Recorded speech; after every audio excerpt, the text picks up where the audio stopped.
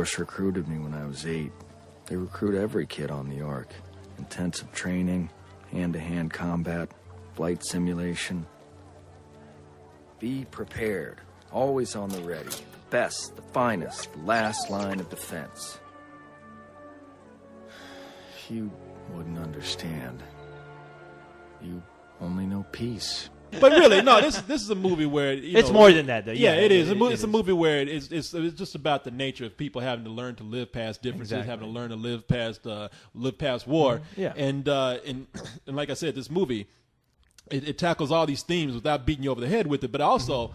They don't really shy away from the violent effects of it. Yeah, the aspects of war and what happens and people getting killed. And that's what I really admired about this film is that, I mean, they could easily, turn this into another Disney production where it's all fun and games.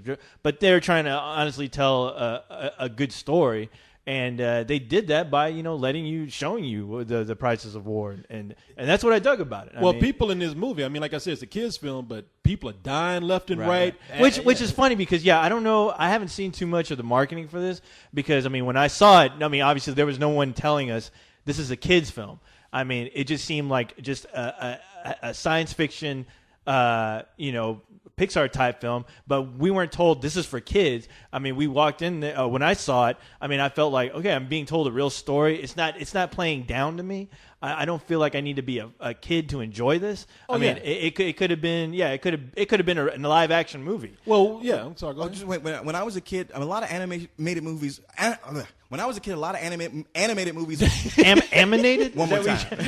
When I was a kid, a lot of animated movies were this way. They weren't trying to be all fun and games and don't show death. They made it real. You're right. And so we got a sense of what this is all about. And it's over the last few decades that they've made everything soft and nerfed. They just gave us a nerf world. So when you see something like this for kids, people are like, I don't know if the kids should see that. No, they should. They should. That. Yeah. I mean, this is like because they're going to see it anyway. Get your head out of your ass. Yeah.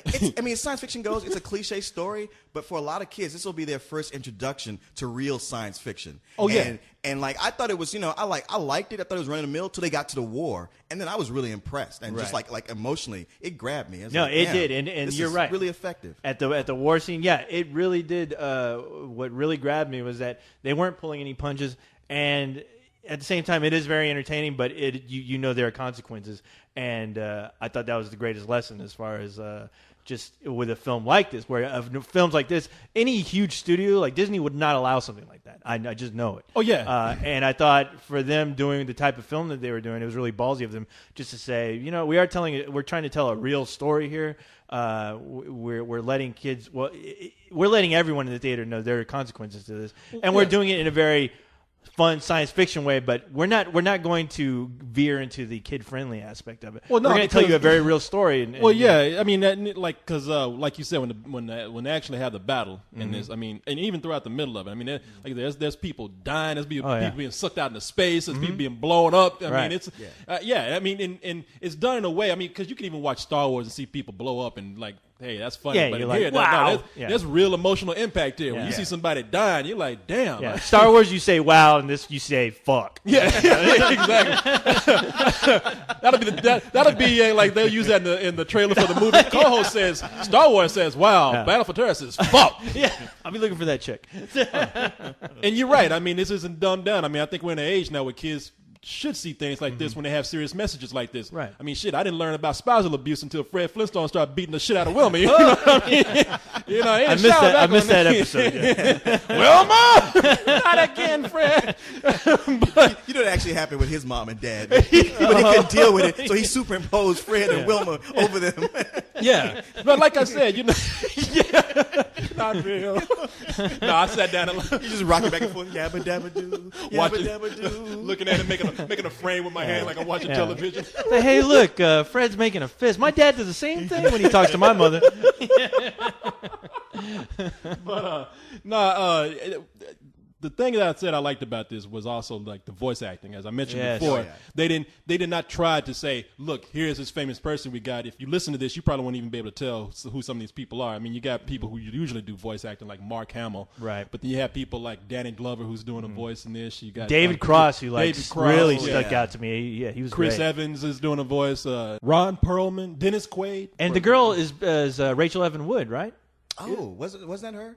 I think it is. Yeah, I think it is Rachel Wood. Evan Rachel Wood. I'm sorry. Yeah, I get it. Yeah, I forget. it's a no. Are you sure? Yeah, double check on that. I know Rosanna Arquette is doing one of the voices. Yeah. But hey, if it isn't, we'll take it out.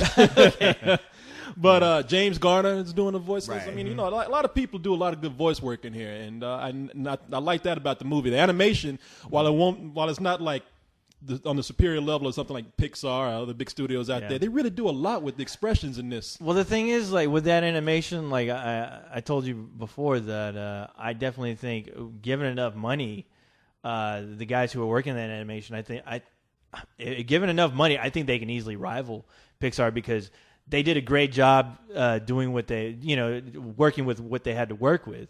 And especially during the battle scenes, I was like, wow, if they were given a little bit more money, I'm sure their imaginations can just go run wild. I'm sure DreamWorks is already in the process of snapping these guys up. Probably so. They should. They did a lot with what they had. I mean, you could tell it was a limited budget. And I looked at it and I was like, well, this is a movie we usually make fun of. Oh, look at that shitty animation. But no, it did work. I mean, this is a movie where I looked at the trailer. I saw the robot, making jokes. I saw these space battles. I'm like, man, this is going to be some mundane shit right here. But actually, I walked out really being emotionally struck by this movie. I told you, Korey, you never listened to me. Who listens to you anyway, man? Granted that this film was called Terra when I saw it, but just Terra, not the. It was just called Terra? Yeah, it was just called Terra. Yeah, so and that was Evan Rachel Wood who did. I told you, you never listen. I know. It's the co-host. I'm starting to sound like his dad. You don't listen, Korey. You never listen.